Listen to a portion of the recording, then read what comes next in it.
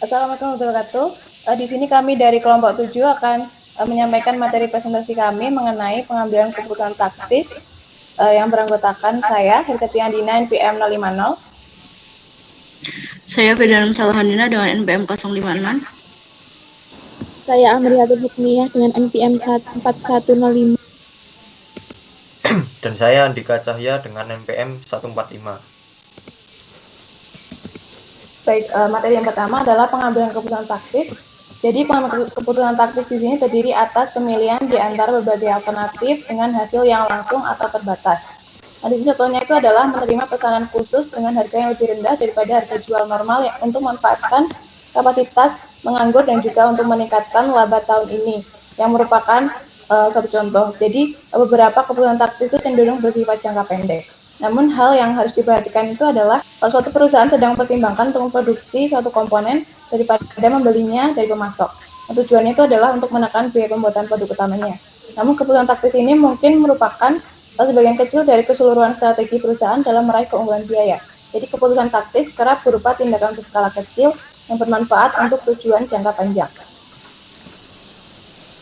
Nah, di sini ada model pengambilan keputusan taktis. Jadi model keputusan di sini adalah serangkaian prosedur yang jika diikuti itu akan mengarah pada suatu keputusan.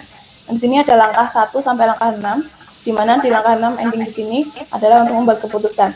Nah, langkah yang pertama di sini adalah mendefinisikan masalah. Jadi di sini itu model pengambilan keputusan taktisnya itu untuk masalah ruangan titball produk yang masih ada sangkut pautnya sama kasus di yang titball produk ini. Nah, di sini langkah yang pertama tadi kan definisikan masalah. Jadi di sini kita harus mengenali dan mendefinisikan masalah yang spesifik. Jadi misalnya di sini dianggap bahwasanya semua anggota tim manajemennya Tidwell itu menyadari bahwa kebutuhan tambahan ruangan untuk gedung, kantor, dan produksi cetakan plastik. Jadi di sini masalahnya adalah untuk meningkatkan kapasitas gudang dan produksi. Kemudian langkah yang kedua adalah identifikasi beberapa alternatif. Alternatifnya yang pertama itu adalah membangun fasilitas baru, yang kedua menyewa fasilitas yang lebih besar, dan mengalihkan fasilitasnya saat ini kepada pihak ketiga. Yang ketiga menyewa fasilitas tambahan yang mirip dengan yang ada saat ini. Yang keempat adalah menyewa ruang untuk gudang yang akan dimanfaatkan untuk memperluas produksi.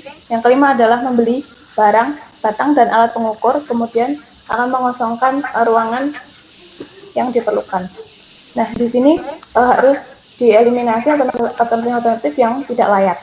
Nah, alternatif pertama di sini itu akan dieliminasi karena berisiko bagi perusahaan. Alternatif yang kedua di sini juga ditolak karena mengalihkan sewa fasilitas kepada pihak lain bukanlah pilihan yang dapat dijalankan. Alternatif yang ketiga di sini juga dieliminasi karena belum dapat mengatasi masalah ruangan dan mungkin itu akan menimbulkan biaya yang sangat mahal. Kemudian alternatif yang keempat dan kelima ini layak untuk dilakukan. Keduanya berada dalam batas biaya dan risiko serta menyediakan kebutuhan ruangan bagi perusahaan. Next adalah langkah yang ketiga yaitu identifikasi biaya dan manfaat yang berkaitan dengan setiap alternatif yang layak.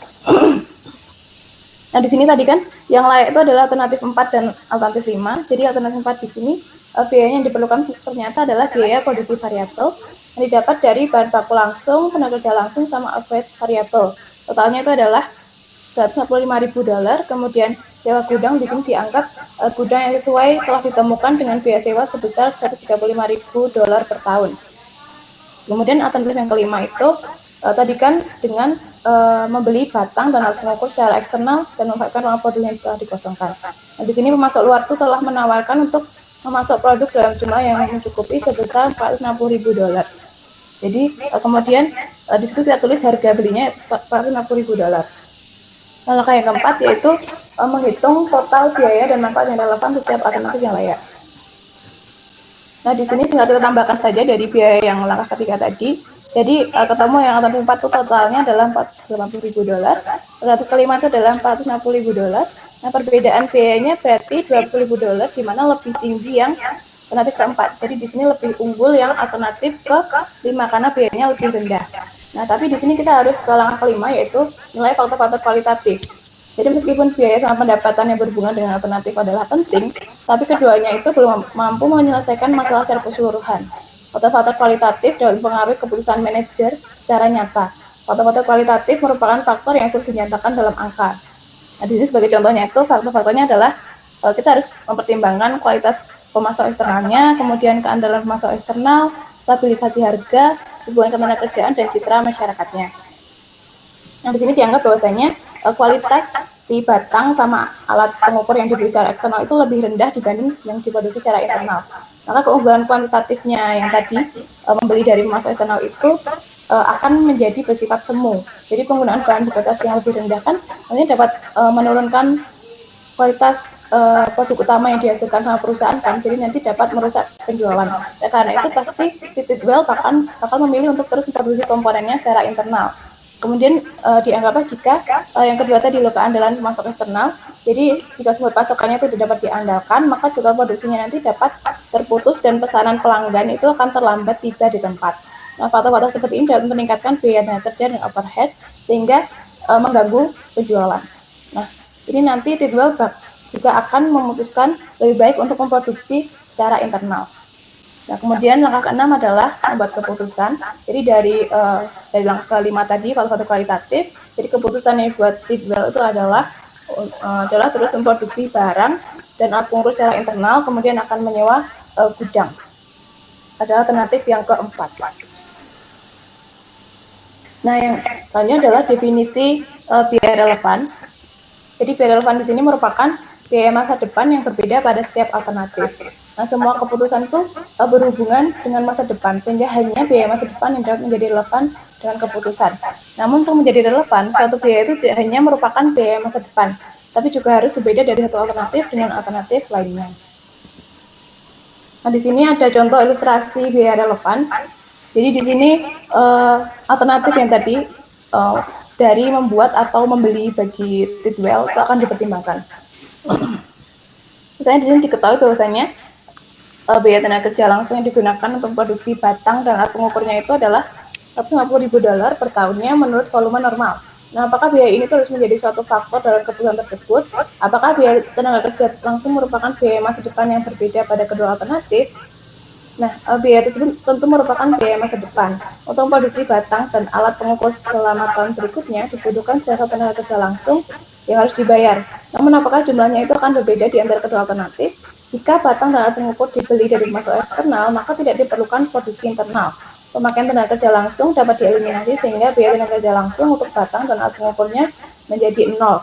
Jadi biaya tenaga kerja langsung berbeda di antara kedua alternatif, yaitu sebesar $150 untuk alternatif produksi, kemudian $0 itu untuk alternatif membeli dari eksternal. Oleh karena itu biaya ini termasuk biaya relevan. Yang kedua di sini ada ilustrasi dari biaya masa lalu yang tidak relevan. Di sini Tidwell itu kan menggunakan mesin untuk memproduksi batang dan alat pengukur. Nah, mesin tersebut dibeli 5 tahun lalu dan telah diwujudkan dengan tarif $125.000 per tahunnya. Apakah angka $125.000 ini merupakan biaya relevan? Dan kata lain, apakah penyusutan merupakan biaya masa depan yang berbeda di antara kedua alternatif? Nah, di sini tuh penyusutan mencerminkan suatu alokasi biaya yang telah dikeluarkan. Penyusutan itu merupakan biaya tertanam, yaitu biaya yang tidak dapat dipengaruhi oleh tindakan apapun di masa depan.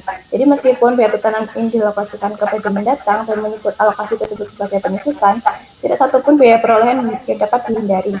Biaya tertanam di sini adalah biaya masa lalu, jadi biaya tersebut akan selalu sama pada setiap alternatif, sehingga merupakan biaya yang tidak relevan. Next, di sini ada ilustrasi biaya masa depan yang tidak relevan. Jadi anggaplah di sini biaya untuk menyewa seluruh pabriknya itu adalah $340.000 dan akan dialokasikan ke departemen produksi yang berbeda-beda, termasuk departemen yang memproduksi batang sama alat pengukur yang menerima ternyata $12.000 dari biaya tersebut. Nah, apakah biaya sebesar $12.000 ini itu relevan dengan keputusan yang untuk membuat atau membeli yang dihadapi Tidwell? Nah, pembayaran sewa itu merupakan biaya masa depan karena sewa itu harus dibayar selama 5 tahun berikutnya. Namun apakah biaya tersebut berbeda antara alternatif membuat atau membeli? Alternatif apapun yang dibeli Tidwell, pembayaran sewa pabrik itu harus dilakukan. Jumlahnya sama untuk kedua alternatif. Jadi jumlah pembayaran dialokasikan ke departemen lainnya mungkin berubah jika produksi batang dan alat pengukurnya itu dihentikan. Tapi besarnya total pembayaran itu tidak dipengaruhi oleh keputusan yang dibuat. Dan karena itu pembayaran sewa itu tidak termasuk biaya relevan. Nah, selanjutnya di sini ada etika dalam pengambilan keputusan. Nah, dalam pengambilan keputusan taktis di sini masalah etika itu selalu berkaitan dengan cara keputusan diimplementasikan dan kemungkinan pengorbanan sasaran jangka panjang untuk hasil jangka pendek. Nah, biaya relevan ini berguna dalam pengambilan keputusan taktis, yaitu keputusan yang memiliki gambaran langsung atau sasaran terbatas dalam pikiran. Namun, pengambil keputusan di sini harus selalu mempertahankan kerangka kerja etis. Pencapaian sasaran itu memang penting, tapi bagaimana cara mencapainya itu adalah hal yang lebih penting. Sayangnya banyak manajer yang memiliki pandangan sebaliknya. Sebagian alasannya itu adalah karena tekanan berat untuk menghasilkan kinerja yang memuaskan dan banyak dirasakan oleh para manajer. Individu yang bukan merupakan pelaksana terbaik itu akan kerap mengalami yang namanya PHK. Nah, dalam kondisi demikian, sering timbul godaan untuk melakukan tindakan langsung yang meragukan dan tanpa mempertimbangkan dampak di masa depan. Contohnya itu adalah memphk karyawan untuk menaikkan laba dalam jangka pendek, yang mana dapat menjadi keputusan taktis.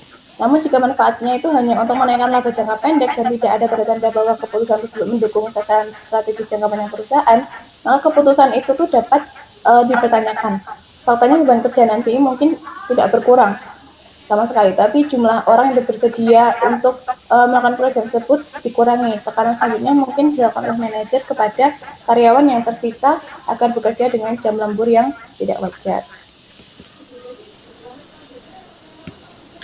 Baik, selanjutnya ada relevansi perilaku biaya dan model penggunaan sumber daya aktivitas. Jadi dalam menilai relevansi yang menjadi kunci yaitu perubahan pada penawaran dan permintaan sebagai sumber daya aktivitas harus dipertimbangkan. Maka dari itu, jika perubahan permintaan dan penawaran sumber daya di antara alternatif menciptakan perubahan pengeluaran atau belanja sumber daya, maka perubahan belanja sumber daya merupakan biaya relevan yang harus digunakan dalam menilai keunggulan relatif dari kedua alternatif.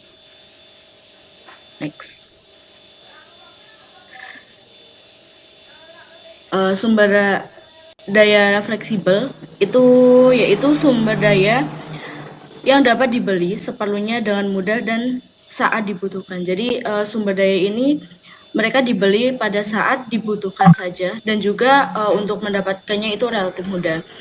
Nah, jika permintaan suatu aktivitas berubah di antara alternatif, maka belanja sumber daya akan berubah dan biaya alternatif tersebut adalah relevan terhadap keputusan yang dimaksud.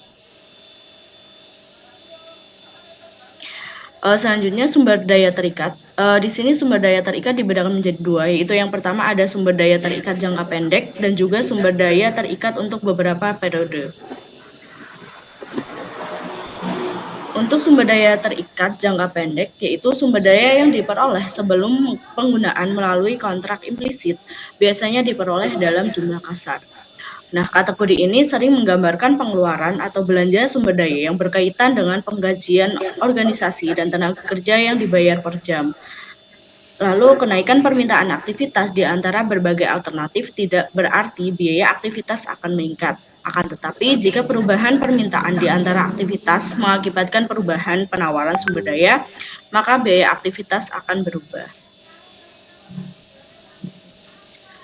Selanjutnya itu ada sumber daya terikat untuk beberapa periode. Jadi sumber daya kerap diperoleh di muka untuk kebutuhan produksi selama beberapa periode sebelum tingkat kebutuhan sumber daya diketahui. Pengeluaran sumber daya di muka merupakan biaya tertanam sehingga tidak akan pernah menjadi biaya relevan. Nah, pada kategori sumber daya untuk beberapa periode, perubahan permintaan aktivitas di antara alternatif agaknya jarang mempengaruhi pengeluaran atau belanja sumber daya sehingga tidak relevan bagi pengambilan keputusan taktis. Setelah itu, ketika belanja sumber daya berubah, hal tersebut berarti penilaian prospek komitmen untuk beberapa periode yang disajikan secara tepat dengan menggunakan model keputusan investasi modal. Nah, untuk sumber daya terikat untuk beberapa periode ini contohnya yaitu seperti biaya sewa.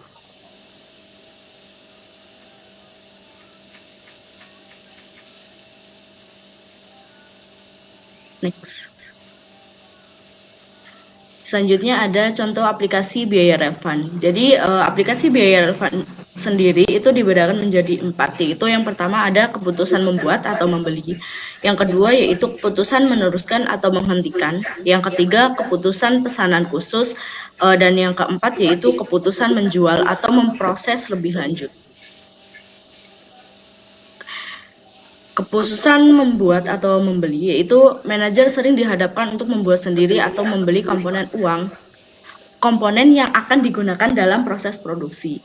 Dengan mengidentifikasi dan menghitung biaya relevan yang berhubungan dengan keputusan membuat sendiri atau membeli komponen tersebut, maka manajer mengambil keputusan yang menghasilkan biaya terendah dan memberikan manfaat yang besar. Jadi dalam membuat keputusan ini, manajer itu harus melakukan perhitungan secara matang mengenai perusahaan tersebut akan membuat atau membeli produk untuk memproduksi di dalam perusahaan tersebut gitu. Jadi diusahakan dipilih biaya yang memerlukan pembiayaan yang paling rendah untuk dipilihnya, seperti itu. Next. Selanjutnya yaitu keputusan meneruskan atau menghentikan. Nah, dalam memutuskan untuk meneruskan atau menghentikan suatu lini produk, manajer juga harus mempertimbangkan berbagai dampak komplementernya. Laporan segmen yang disusun atas dasar perhitungan biaya variabel memberikan informasi yang berharga. Perhitungan biaya relevan akan membantu menggambarkan bagaimana informasi tersebut harus digunakan.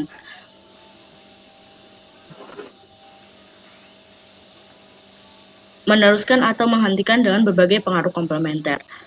Dalam memo tersebut, manajer pemasaran mengatakan pelepasan lini genteng akan menurunkan penjualan balok sebesar 10% dan bata sebesar 8%. Ia menjelaskan sebagian besar pelanggan membeli genteng ketika mereka membeli balok dan bata. Sebagian besar akan pergi ke tempat lain jika mereka tidak bisa membeli kedua produk tersebut di satu lokasi. Setelah mendengar tanggapan tersebut, Tom Blackburn untuk melakukan analisis ulang dan mempertimbangkan penyelesaian lini genteng terhadap penjualan dari kedua lini lainnya. Ia memutuskan untuk menggunakan total penjualan perusahaan dan total biaya setiap alternatif. Seperti sebelumnya, penyusutan dan biaya tetap dikeluarkan dari analisis karena dianggap tidak relevan.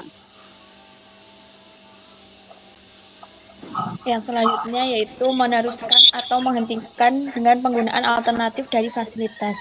Tanggapan pengawas produksi yaitu menyarankan mengganti produksi genteng menjadi tegel karena mesin-mesin yang ada dapat dialihkan untuk memproduksi tegel. Jadi dalam satu produksi bisa diganti dengan produk lainnya. Nah, estimasi laporan keuangan untuk tegel ini diprediksi yaitu penjualannya $100 dikurangi beban variabelnya $40, margin kontribusinya $60 dikurangi beban tetap langsungnya $55, kemudian margin segmennya menjadi $5. Next. Selanjutnya yaitu Tom Blackburn dihadapkan dengan alternatif ketiga mengganti genteng dengan tegel. Terus selanjutnya Tom Blackburn mengetahui penghapusan lini genteng akan mengurangi kontribusi perusahaan sebesar $60.600. Memproduksi tegel akan menghasilkan tambahan $60.000 pada margin kontribusi. Apabila diganti dengan tegel akan menyebabkan penurunan bersih sebesar $600 pada total margin kontribusi karena yang tadi genteng itu $60.600 dikurangi dengan $60.000. Next. Nah, yang selanjutnya itu membandingkan apakah akan meneruskan atau menghentikan dan menggantinya genteng menjadi tegel. Nah, perbandingannya yaitu penjualannya diasumsikan sebesar $1.450, kemudian untuk menghentikan dan menggantikannya $1.286, kemudian perbedaannya menjadi $164, kemudian dikurangi dengan beban variabelnya untuk meneruskannya $870, menghentikan dan menggantinya $706,6 dan perbedaannya menjadi $163,4. Kemudian margin kontribusinya yaitu sebesar untuk meneruskan $580, menghentikan dan menggantinya sebesar $579,4 dan perbedaannya menjadi $0,6. Next. Selanjutnya yaitu proses pengambilan keputusan. Nah, yang pertama itu masalah diidentifikasi dari kinerja buruk lini produk genteng dan juga tegelnya. Terus yang kedua pemilihan solusi, yaitu apakah mempertahankan lini produk, menghentikan, serta menghentikan lini produk dan menggantinya dengan produk lain. Terus yang ketiga yaitu analisis biaya dan manfaat dari alternatif yang terbaik. Next. Nah, yang selanjutnya itu keputusan pesanan khusus. Nah, keputusan ini itu intinya berfokus kepada pertanyaan apakah pesanan harga khusus harus diterima atau ditolak. Pesanan seperti ini biasanya menarik khususnya ketika perusahaan sedang beroperasi di bawah kapasitas produktif maksimumnya.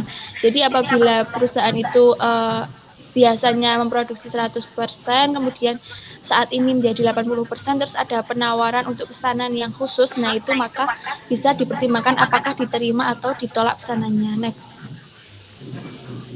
Nah, ini seperti contoh dari keputusan pesanan khusus. Contohnya yaitu perusahaan es krim sedang beroperasi 80% dari kapasitas produktifnya. Kemudian distributor dari wilayah lain ingin membeli 2 juta unit seharga $1,55 per unit.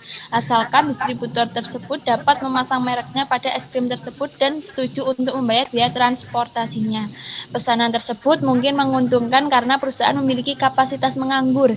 Jika pesanan tersebut diterima, manfaat sebesar $1,55 per unit akan direalisasikan.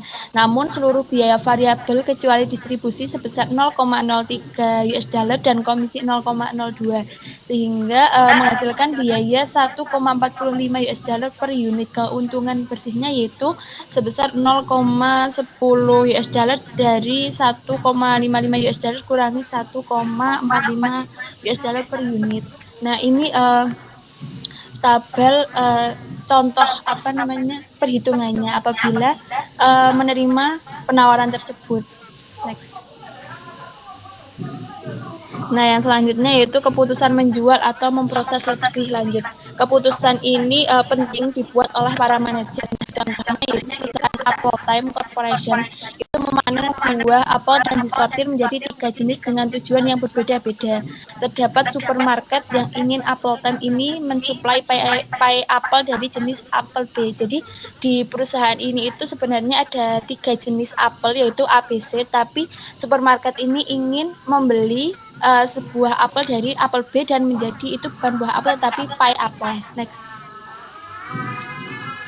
Nah, yang selanjutnya yaitu terdapat 600 buah apel jenis B dijual 120 kantong ukuran 5 pon dengan harga per unit bersih dengan harga $1,25 dari 1,30 kurangi $0,05. Nah, total pendapatan bersih pada titik pemisahan yaitu $150. Ini asumsinya. Nah, terus pai apel ini total pendapatannya yaitu sebesar $450. Kenaikan pendapatan yaitu 300 dan biaya hanya naik 120. Manfaat bersih dan pemrosesan lebih lanjut dengan biaya $180. Kemudian ini juga tabelnya terkait apakah Apple Corporation ini harus memproses lebih lanjut atau menjualnya.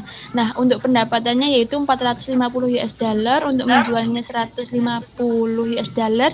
Kemudian perbedaan jumlah jika memproses lebih lanjut yaitu $300. Kemudian biaya pemrosesannya yaitu di memproses lebih lanjut $120, kemudian di menjual 0 dan perbedaannya menjadi $120. Kemudian totalnya memproses lebih lanjut itu $330, menjual itu 150, perbedaannya menjadi 180. Next. Nah, yang selanjutnya yaitu keputusan bauran produk. Setiap bauran mengandung tingkat laba. Seorang manajer harus bisa memilih alternatif yang akan memaksimalkan total laba. Tetapi terdapat kendala tertentu. Nah, next. Kendalanya yaitu yang pertama ada sumber daya. Dengan satu kendala itu terkait dengan bahan baku, apakah bahan baku itu sulit ditemukan atau tidak, terkait dengan kelangkaannya juga. Terus yang kedua sumber daya dengan banyak kendala yaitu seperti keterbatasan bahan baku, keterbatasan input tenaga kerja, keterbatasan permintaan akan setiap produk dan lain sebagainya. Next. Oke, selanjutnya adalah penetapan harga. Penetapan harga adalah salah satu keputusan tersulit bagi perusahaan adalah untuk menetapkan harga itu sendiri. Nah, pada bagian ini menjelaskan dampak biaya terhadap harga dan peran akuntan dalam pengumpulan informasi yang dibutuhkan.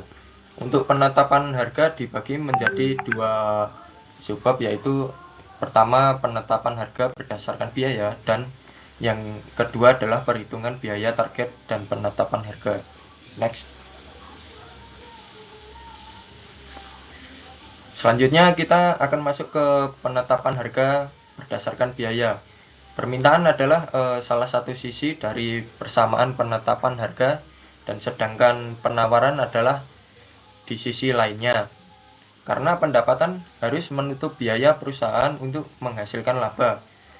Banyak perusahaan menetapkan biaya dalam menentukan harga terlebih dahulu. Sebagian biaya biasanya merupakan biaya dasar dan markup. Nah, markup sendiri adalah persentase yang dibebankan pada biaya dasar, termasuk diantaranya laba yang diinginkan dan setiap biaya yang tidak termasuk dalam biaya dasar. Next. Nah, untuk pada penetapan harga berdasarkan biaya, kami mengambil dari contoh di sini pada halaman 89. Misalnya di sini Elvin Company yang dikelola oleh Claire Elvin merakit dan menginstal komputer menurut spesifikasi pelanggan. Perakit menerima rata-rata $15 per jam, dan total biaya tenaga kerja langsung pada tahun lalu adalah $140.000. Overhead yang terdiri atas utilitas, peralatan kecil, ruangan, dan seterusnya berjumlah $84.000. Berdasarkan laporan laba rugi Elvin Company pada tahun lalu adalah sebagai berikut. Yang pertama adalah pendapatan sebesar $856.500, dan untuk harga pokok penjualan di sini terbagi menjadi 3, yaitu bahan baku langsung yang sebesar $489.750, tenaga kerja langsung $140.000, dan overhead $84.000. Dan untuk dari ketiga ini dikurangi dari pendapatan dengan sebesar total $713.750. Nah, untuk laba kotornya sendiri dikurangi dari $856.500 tadi, dikurangi $713.750, dan ketemunya adalah $142.750. Dan untuk beban administrasi dan penjualan adalah $25.000. Nah, selanjutnya adalah dari laba kotor ini dikurangi beban administrasi dan penjualan, dan totalnya adalah $117.750 laba operasi. Next. Nah, selanjutnya adalah untuk menetapkan markup harga pokok penjualan dan markup bahan baku langsung. Di sini cara untuk menetapkan markup harga pokok penjualan adalah dari beban penjualan dan administrasi ditambah laba operasi dibagi dengan harga pokok penjualan, atau beban penjualan dan administrasi yaitu sebesar $25.000 ditambah dari total laba operasi yaitu $117.750 dibagi dengan $713.250, dan ketemunya adalah 0,20. Sedangkan untuk mencari markup bahan baku langsung yaitu didapat dari tenaga kerja langsung ditambah overhead ditambah beban penjualan dan administrasi ditambah laba operasi dan dibagi dengan bahan baku langsung atau $140.000 ditambah $84.000 ditambah $25.000 ditambah $117.750 dibagi $489.750, dan ketemunya adalah 0,74 749 atau 74,9%. Next. Nah, untuk kita cara mengetahui markup penawaran, di sini kita menggunakan, anggaplah Claire menawarkan suatu pekerjaan dari perusahaan asuransi lokal. Pekerjaan tersebut adalah merakit 100 unit komputer menurut spesifikasi tertentu. Dan berikut adalah estimasi biayanya. Bahan baku langsung yang terdiri dari komponen komputer, piranti lunak, dan kabel sebesar $100.000. Tenaga kerja langsung yang didapat dari 100 unit komputer dikali 6 jam dikali $15 sama dengan 9.000, dan overhead didapat dari 60% dari biaya tenaga kerja langsung, yaitu 5.400. Dan untuk tersebut ditambahkan dan mendapat estimasi harga pokok penjualan sebesar $114.400 dan ditambah dengan 20% markup pada harga pokok penjualan, yaitu sebesar 22.800, dan ditambahkan dari tersebut harga penawaran diperoleh sebesar $137.280. Next. Selanjutnya adalah menentukan perhitungan biaya target dan penetapan harga. Perhitungan biaya target atau target costing adalah suatu metode penentuan biaya produk atau jasa berdasarkan harga atau harga target yang bersedia dibayar pelanggan. Perhitungan biaya target melibatkan pekerjaan lebih banyak dibandingkan penetapan harga biaya, karena tambahan pekerjaan harus dilakukan jika harga berdasarkan biaya lebih tinggi dari harga yang bersedia dibayarkan oleh pelanggan. Di sini contohnya seperti pasar barang-barang elektronik Amerika Serikat sebenarnya tidak eksis karena penetapan harga berdasarkan biaya mengakibatkan harganya menjadi tinggi. Nah, sedangkan untuk perusahaan Jepang mempraktikkan perhitungan biaya target sehingga menawarkan harga yang lebih murah dan memenangkan pasarnya. Nah, untuk itulah perusahaan Amerika Serikat perlu meningkatkan pekerjaannya lebih banyak daripada perusahaan Jepang, dikarenakan penetapan harga berdasarkan biaya lebih tinggi di Amerika Serikat dibandingkan perusahaan milik Jepang. Nah, untuk perhitungan biaya target dapat digunakan paling efektif untuk tahap desain dan pengembangan siklus hidup produk. Next. Nah, selanjutnya adalah aspek dari penetapan harga. Prinsip dasar dibalik banyaknya peraturan tentang penetapan harga adalah persaingan itu baik yang harus didorong.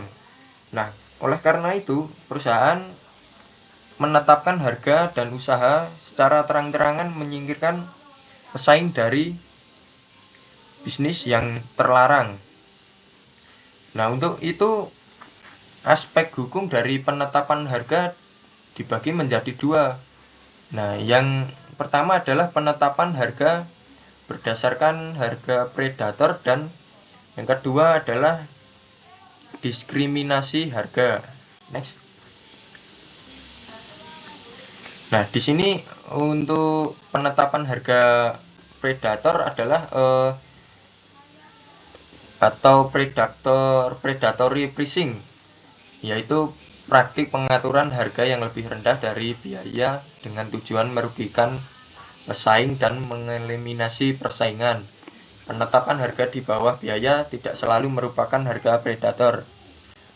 Perusahaan sering menggunakan harga suatu barang di bawah biaya, contohnya seperti harga khusus untuk produk laris atau harga khusus untuk mingguan atau secara produk eventan gitu. Nah, untuk harga produk menciptakan banyak definisi hukum di bagian negara Amerika Serikat. Next. Selanjutnya adalah diskriminasi harga. Diskriminasi harga adalah pengenaan harga yang berbeda kepada beberapa pelanggan atas produk-produk yang pada dasarnya sama. Menurut Robinson Patman Eds tentang pelanggaran hukum, jika ada yang melakukan diskriminasi harga di antara pembeli komoditi dengan kelas dan kualitas yang sama. Dampak dari diskriminasi tersebut secara substansial mengurangi persaingan dan cenderung menciptakan monopoli dalam perdagangan atau merusaknya, menghancurkan dan mencegah persaingan dengan siapapun yang diuntungkan atau secara sadar menerima manfaat dari diskriminasi tersebut atau dengan salah satu pelanggan mereka. Next. Selanjutnya yang terakhir adalah keadilan penetapan harga. Nah, di sini untuk keadilan penetapan harga cuman ada eksploitasi harga atau pinch gouging atau dapat terjadi ketika perusahaan kekuatan pasar menghargai produknya sangat tinggi. Dan jika harga yang dikenakan hanya untuk menutup biaya, maka eksploitasi harga tersebut tidak akan terjadi. Next.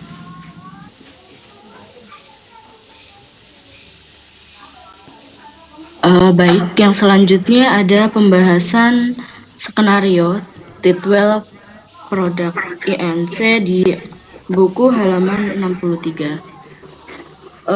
Dimulai dari yang nomor 1.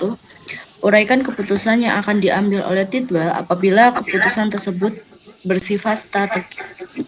Dan apakah keputusan tersebut bersifat strategis atau teknis? Jawabannya, menurut pendapat kelompok kami, keputusan yang diambil oleh Titwell yaitu yang pertama, menyewa gedung tambahan yang dapat digunakan sebagai gudang dengan mentransfer kebutuhan penggudangan ke gudang baru, maka Titwell dapat membebaskan ruang yang ada untuk kantor dan memperluas produksi plastik lebur. Gedung berjarak 2 mil dari pabrik dan kapasitasnya juga diprediksi cukup. Nah, yang kedua, berpusat pada kegiatan outsourcing untuk produksi beberapa komponen karena pasar dibanjiri 2 komponen, yaitu batang dan alat pengukur. Dan yang ketiga yaitu menurutnya kedua komponen ini lebih baik dibeli daripada dibuat sendiri. Hal ini akan berakibat menurunkan produksinya dan dapat membebaskan ruang yang digunakan. Selanjutnya, untuk keputusan tersebut bersifat strategis atau teknis, menurut pendapat kelompok kami, itu termasuk pengambilan keputusan secara teknis karena dilakukan atau dianalisis dalam waktu yang cepat dan langsung diputuskan, dan dilihat dari penjelasan kasus di atas bahwa Titwell melihat bahwa mungkin untuk tahun kedepannya permintaannya tidak akan sama seperti sekarang dan diprediksi bisa menurun dan juga bisa meningkat karena ketidakpastian. Itu akhirnya Direktur Utama Titwell menugaskan 2 orang untuk melakukan riset terkait alternatif apa yang akan diambil. Setelah 2 orang tersebut menyampaikan hasil risetnya, akhirnya riset dari Linda yang dipilih dan keputusan langsung diambil secara cepat oleh Direktur Utama Titwell dan tidak diidentifikasi lagi alternatifnya, apakah sesuai atau tidak. Dan pengambilan keputusan secara cepat serta menghilangkan beberapa alternatif ini dan ditambah dengan pengertian taktis di atas ini termasuk keputusan yang bersifat taktis. Anda, biaya-biaya apakah yang dimaksud Leo pada paragraf terakhir di skenario di atas? Berikan contohnya. Nah, menurut pendapat kelompok kami, biaya yang dimaksud adalah bahan-bahan langsung, tenaga kerja langsung, overhead, sewa gedung, dan pembelian peralatan terkait batang dan alat pengukur. Misalnya, anggaplah Titwell Product menerapkan biaya pembuatan batang dan alat pengukur yang mencakup hal-hal berikut. Bahan baku langsung sebesar $130, tenaga kerja langsung $150, overhead variabel $65.000, total biaya produksi variabel yaitu $345.000. Selain itu, Titwell harus menyewa gedung untuk mengatasi masalah ruangan jika produksi barang dan alat pengukur dilakukan secara internal.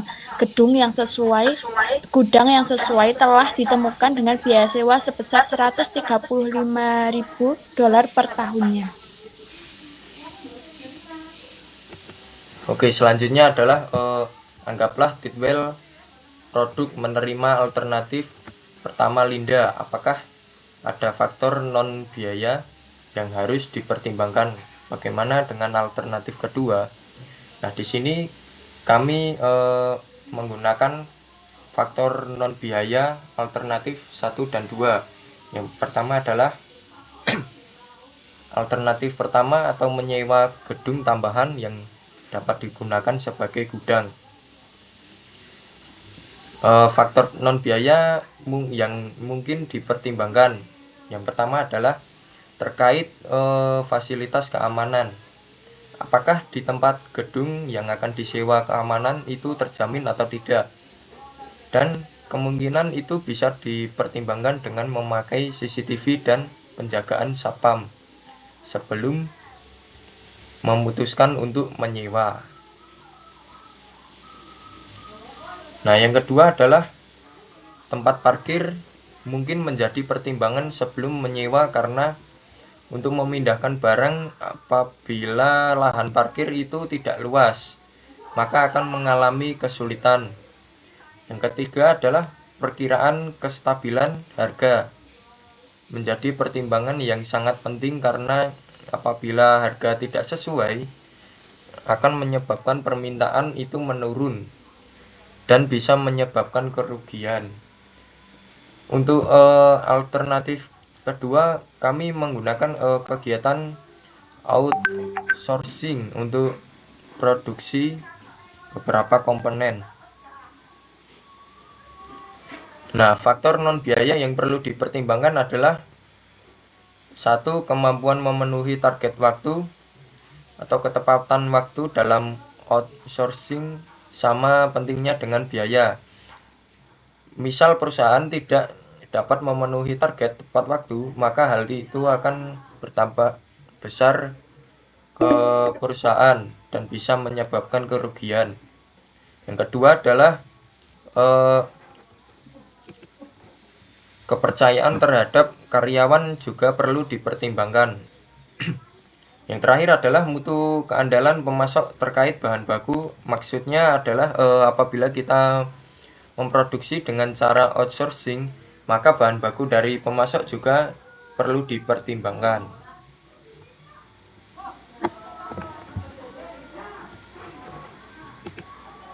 Berikut adalah paparan dari kelompok 7 mengenai pengambilan keputusan taktis.